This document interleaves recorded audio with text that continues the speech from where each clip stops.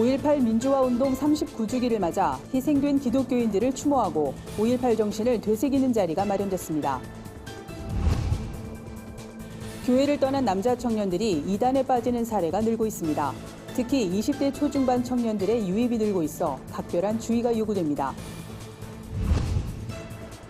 백세 철학자 김영석 교수가 이 시대 크리스천들이 어떻게 살아야 하는지 지혜를 전했습니다.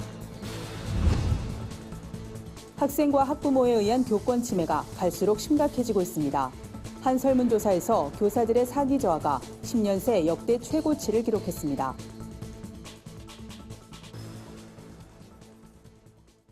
여러분 안녕하십니까? 구티비 위클리 뉴스입니다.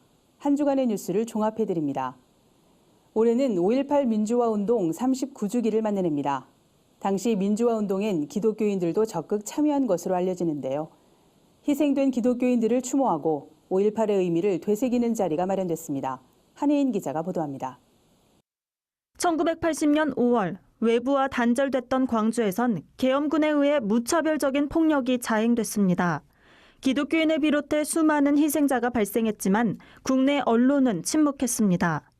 외신 기자들이 광주의 참상을 알리면서 비로소 세계가 주목하기 시작했지만 희생자들의 상처는 아직도 온전히 치유되지 못했습니다. 이런 가운데 예장통합총회가 교회와 사회 포럼을 열고 광주 시민을 위해 자신의 목숨을 희생한 문용동 류동훈 열사의 삶을 조명하는 시간을 가졌습니다.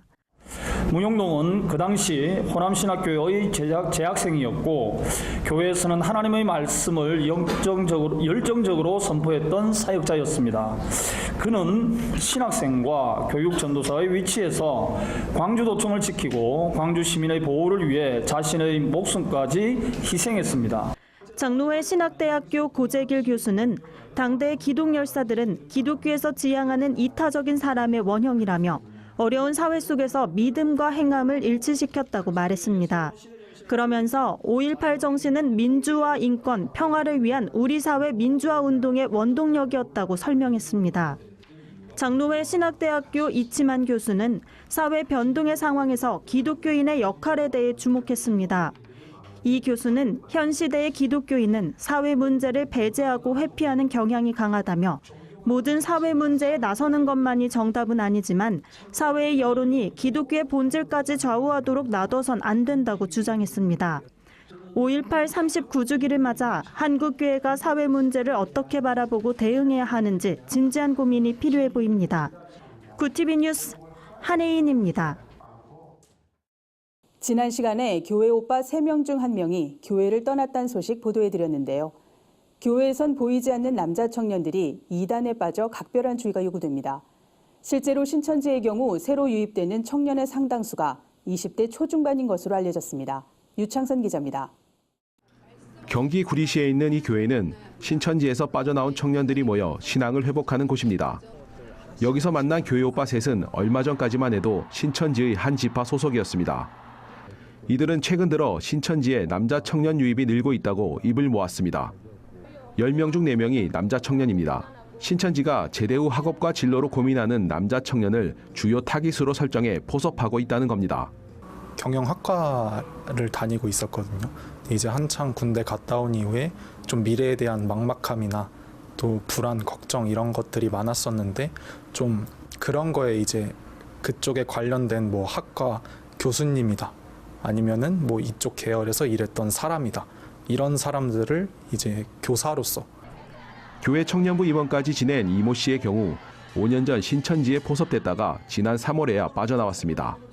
신천지는 갓 제대한 이 씨에게 취업을 미끼로 접근했습니다. 교회에서 신천지를 주의하란 말을 들었지만 헤어나오기 힘들었다고 고백합니다. 그리고 이제 남자들이 모이면 이제 거기서는 사명감을 주고 또 이치적으로 계속해서 설명을 해주니까 사람들이 계속해서 남아 있게 되는 거예요. 이단 전문가들은 신천지 포교 방법이 날이 갈수록 다양해지고 있다며 주의를 당부했습니다. 신천지가 포교 때 사용하는 특정 패턴만 알고 있어도 충분히 피해갈 수 있다고 강조합니다. 노방 설문, 상담, 성경 공부, 요 기본 패턴, 요거는 전형적인 신천지 포교법입니다. 그래서 누가 되었든 상담사를 소개한다거나 또는 선교사를 소개한다거나 그래서 결국 성경 공부로 갔다. 그러면 이것은 일단 신천지일 가능성이 높다라고 판단하는 게 매우 상식적이라는 거죠. 신천지는 취업 스트레스로 고통받는 이 땅의 청년들을 다양한 수법으로 미혹합니다. 이른바 모략전도입니다. 이단의 심각성은 청년 개인의 삶을 넘어 가정 파괴로 이어진다는 데 있습니다. 이단에 빠진 청년들이 속히 돌아오도록 교회가 힘을 모아야 할 때입니다. 구TV 뉴스 유창선입니다. 올해 100세를 맞이한 철학자 김영석 교수가 이 시대 크리스천들을 위한 메시지를 전했습니다. 인생의 참된 행복은 무엇인지, 오늘날 교회가 가야 할 길은 무엇인지 김영석 교수의 이야기를 직접 들어봤습니다. 윤인경 기자입니다. 대한민국 1세대 철학자이자 독실한 기독교 신자인 김영석 교수. 김 교수는 한국교회가 지난 100년간 급격히 성장하면서 교인들이 교회만 열심히 섬기다 보니 교리에 갇혀 신앙이 성장하지 못했다고 진단했습니다. 사회가 묻는 진리에 교회가 답을 제시할 수 없게 됐단 겁니다. 신앙을 가지기는 교회에서 얻었는데요. 성장하는 건 독서 때문에 성장했지 선교나 그 때문에 성장은 아닙니다. 우리 크리스천들이 독서를 안 하게 되면요 정신적으로 성장을 못해요. 김영석 교수는 교회가 문을 닫는다고 해서 기독교가 없어지는 건 아니라고 강조했습니다. 기독교 정신이 교회가 아닌 사회로 흘러갈 뿐이란 겁니다. 김 교수는 대부분 사람들이 기독교를 교회와 동일시하지만 기독교는 하나님의 나라와 진리에 대한 것이라며 기독교가 교회 밖 사회에 대한 관심을 잃어버리면 존재해야 할 의미가 없는 것이라고 말했습니다. 차별운동에서 올 100년까지 이만큼 나라가 건설된 것은요. 나와 내 가족이라고 하는 생활단계가 벗어나서 이제는 우리 모든 사는 것이 나와 내 국가예요. 나와 민족이에요. 그러니까 사회에 대한 관심을 잃어버리게 되면요. 우리가 사회에 대한 책임을 놓치게 되는 거죠. 김영석 교수는 100년을 살아보니 기독교인으로서 행복하게 살 수 있는 방법은 이웃과 민족과 더불어 함께 사는 것이라고 말했습니다. 돈 많은 사람, 출세한 사람보다 고맙습니다, 감사합니다란 인사를 많이 받는 사람이 가장 행복한 사람이란 겁니다. 사회가 교회를 걱정하는 시대가 돼버린 오늘, 이웃을 사랑하고 섬기는 삶이 기독교의 존재 이유라고 말하는 노철학자의 조언은 그 어느 때보다 큰 울림으로 다가옵니다. 구TV 뉴스 윤인경입니다. 스승의 그림자는 밟지 않는다는 말이 있습니다. 하지만 옛말이 된 지 오래입니다. 교권 침해가 갈수록 심각해지고 있는 가운데 최근엔 교사들의 사기가 역대 최고치로 떨어졌다는 통계도 나왔습니다. 보도에 진은희 기자입니다. 스승의 날인 15일 전국의 700여 학교는 휴교령을 내린 것으로 알려졌습니다. 스승의 날 자체가 없어진 것이란 자조 섞인 말까지 나옵니다. 학생, 학부모에 의한 교권 침해가 갈수록 심각해지면서 일선 교사들의 사기도 크게 떨어진 것으로 나타났습니다. 한국교총이 스승의 날을 맞아 실시한 설문조사 결과에 따르면 최근 1, 2년새 교원들의 사기가 떨어졌다는 응답이 10년새 87.4%로 역대 최고치를 기록했습니다. 교권보호 실태에 대해서도 잘 안 되고 있다는 응답이 65.6%로 높은 비율을 차지했습니다. 이 사기의 문제는 학부모 민원 그리고 학생들로부터의 교권 침해, 이러한 두 가지 문제 때문에 발생하고 있는 경향이 가장 두드러지고 있습니다. 아이들이 순간적인 어떤 분노를 조절하지 못하고 선생님들에게 막말을 하거나 또 어떤 경우에는 폭력을 행사하는 경우도 있어서 참 안타까운 경우가 많은데요. 이처럼 심각한 교권 침해는 교원들의 사기 저하로 이어집니다. 이는 자칫 학생 지도와 학교 업무에 대한 무관심, 냉소주의로 이어질 수 있습니다. 명예퇴직을 하는 이유에 대해서도 학부모 민원과 학생 생활 지도가 가장 힘들다는 응답이 많았습니다. 교사들은 교권 확립과 더불어 생활 지도권 강화를 위한 방안 마련이 시급하다고 주장합니다. 건강한 공동체 회복이 필요하다. 건강한 권위에 대한 경험, 추억 이런 것들이 상당히 소중하고 아이들이 자라는 시기에는 그런 경험이 많으면 많을수록 어른이 되어서 본인도 다음 세대들에게 좋은 역할을 할 수 있는 자양분이 되는 것이거든요. 건강한 공동체로서 학교가 다시 존재할 수 있고 어떤 평화의 문화를 이렇게 만들어내는 역할을 한다면 참 좋겠다. 박정현 교사는 학교의 교권은 대다수 아이들이 학습받을 수 있는 권리라면서 선생님들이 정상적인 상황에서 지도할 수 있는 여건이 마련돼야 한다고 설명했습니다. 스승의 권위가 바로 서고 건강한 교육 현장이 조성될 수 있도록 사회 각계의 노력이 필요한 때입니다. 구티비 뉴스 진은입니다. 세상 속 크리스천들의 다양한 이야기를 만나보는 시간입니다. 오늘은 어떤 소식들이 있는지 한혜인 기자가 전해드립니다.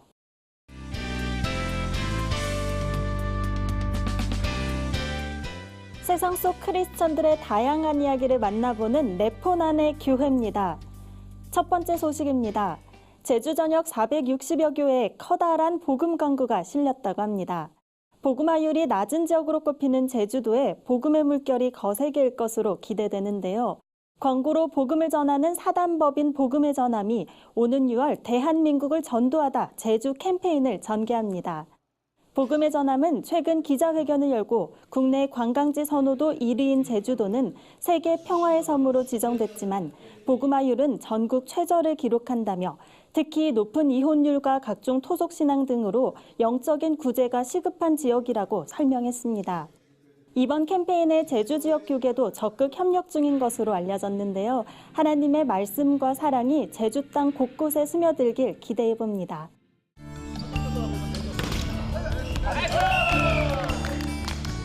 다음 소식입니다. 목회자들이 함께 즐기는 축제회장이 마련됐습니다. 부산 지역에서 부산 기독교 목회자 친선 배구 대회가 열린 건데요. 구티비 주최로 열린 이번 대회엔 부산, 울산 등 경남 지역 6개 교단 70명의 목회자들이 참석했습니다. 부산 기독교 총연합회 서창수 목사는 이번 대회가 부울경 지역 많은 목회자가 서로 연합하고 소통하는 귀한 시간이 되길 바란다고 밝혔습니다. 이날 배구대회는 토너먼트 방식으로 진행됐습니다. 1위는 예장고신, 2위와 3위는 예장 합동교단이 각각 차지했습니다. 목회자들은 서로를 응원하며 열정적으로 대회에 참여했는데요. 사역에 지친 목회자들이 스포츠를 통해 교제하고 재충전하는 시간이 됐을 것 같습니다.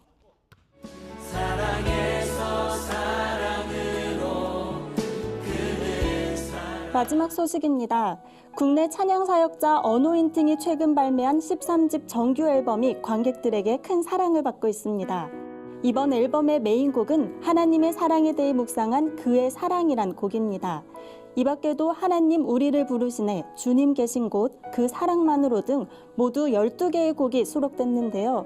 13집의 인도를 맡은 소병찬 목사는 누가복음 15장에 나오는 아버지와 두 아들의 이야기를 묵상하며 이번 앨범을 작업했다고 밝혀 눈길을 끌었습니다. 소병찬 목사는 하나님은 자녀들과 함께 즐거워하고 멀리 떠나간 자녀들이 돌아오길 원하신다며 늘 함께하지만 아버지의 마음을 모르는 자녀들이 그 마음을 알게 되길 원한다고 말했습니다. 말씀과 기도로 앨범을 준비해온 어노인팅의 바람처럼 이 시대 예배자들이 하나님의 사랑을 누릴 수 있게 되길 소망해봅니다. 네포난의 교회는 시청자 여러분의 제보를 기다리고 있습니다. 함께 나누고 싶은 영상이 있다면 전화나 이메일로 참여해 주시기 바랍니다.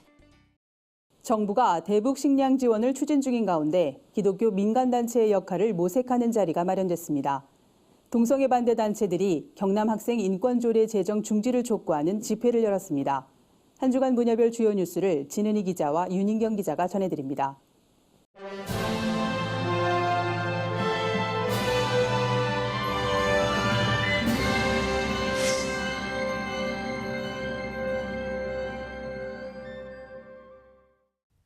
명성교회 사태로 분열된 서울 동남노회의 갈등이 장기화되고 있습니다. 신임원회 측이 업무 재개를 선포했지만 명성교회를 지지하는 반대 측이 강하게 맞서면서 몸싸움이 벌어지기도 했습니다. 명성교회 측 장로들은 노회 사무실에 먼저 와서 문을 잠그고 신임원회 출입을 제안했습니다. 김수원 목사를 노회장으로 인정할 수 없단 겁니다. 이 과정에서 몸싸움과 고성이 이어졌습니다. 신임원회 측은 총회 재판국이 김수원 목사의 노회장 선거 당선 무효 소송을 기각한 것을 근거로 업무 재개를 공식화했습니다. 하지만 명성 측은 신임원회를 인정할 수 없다고 맞서고 있고 총회 임원회 역시 수습전권위원회에 맡겨야 한다는 입장입니다.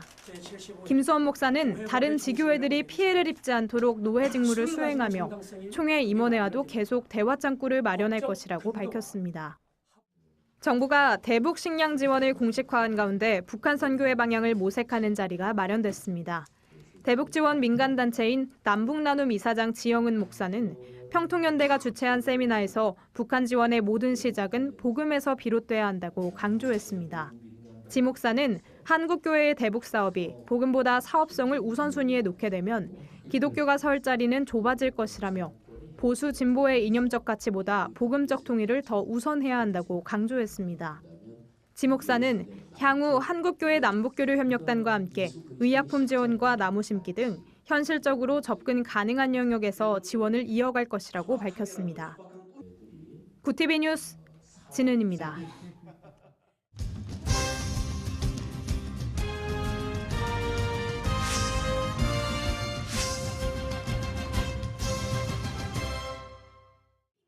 경남 학생 인권 조례를 둘러싼 논란이 계속되는 가운데 동성애 반대 단체들이 규탄 대회를 열고 조례 제정의 즉각적인 중지를 촉구했습니다.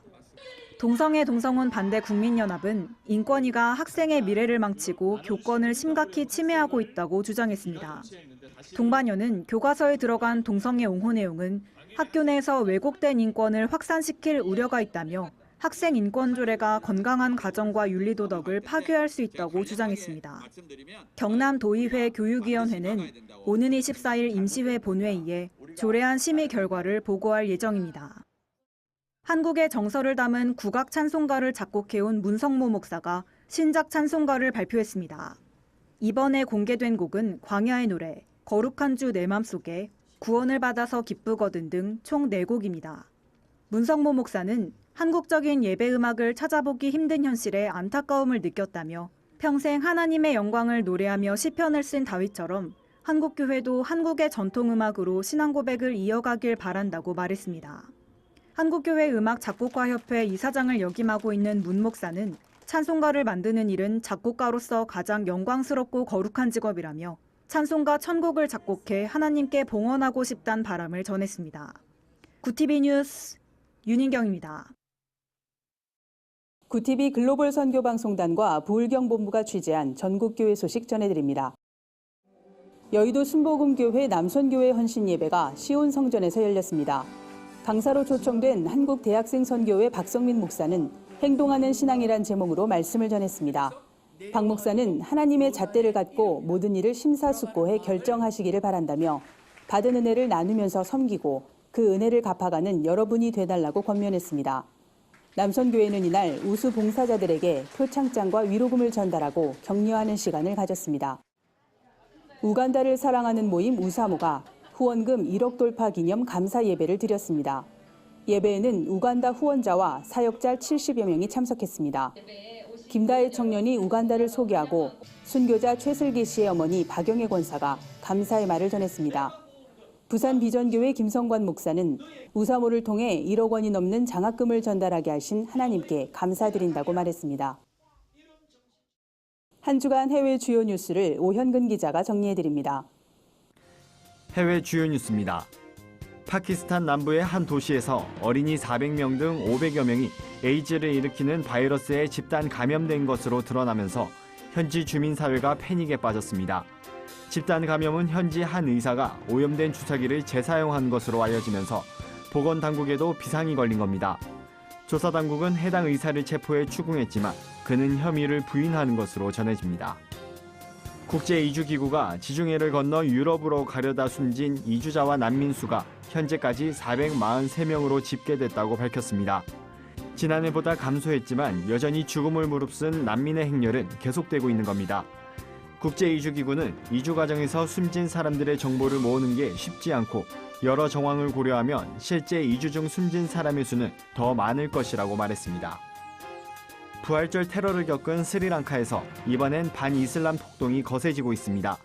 이슬람 극단주의 조직이 테러를 일으킨 것으로 드러나면서 이슬람 교도를 향한 보복 공격이 발생한 겁니다. 종교 간 갈등이 갈수록 고조되자 스리랑카 당국은 통행 금지령을 전국으로 확대했고 유언비어 확산을 막기 위해 사회관계망 서비스 접속도 일부 차단했습니다. 앞으로 영국에서 강아지와 고양이를 기르려면 사육자에게 직접 분양받거나 동물보호소에서 데려와야 합니다. 가디언에 따르면 영국 정부는 최근 반려동물을 이른바 강아지 공장에서 키워 판매하는 행위를 전면 금지하는 법안을 의회에 상정했습니다. 오는 2020년 4월부터 법안이 시행되면 애완동물 가게 등 제3자에 의한 강아지와 고양이 판매가 금지됩니다. 이상으로 뉴스를 마칩니다. 구TV 위클리 뉴스는 인터넷 신문 데일리 굿뉴스를 통해서도 보실 수 있습니다. 시청해주신 여러분 고맙습니다.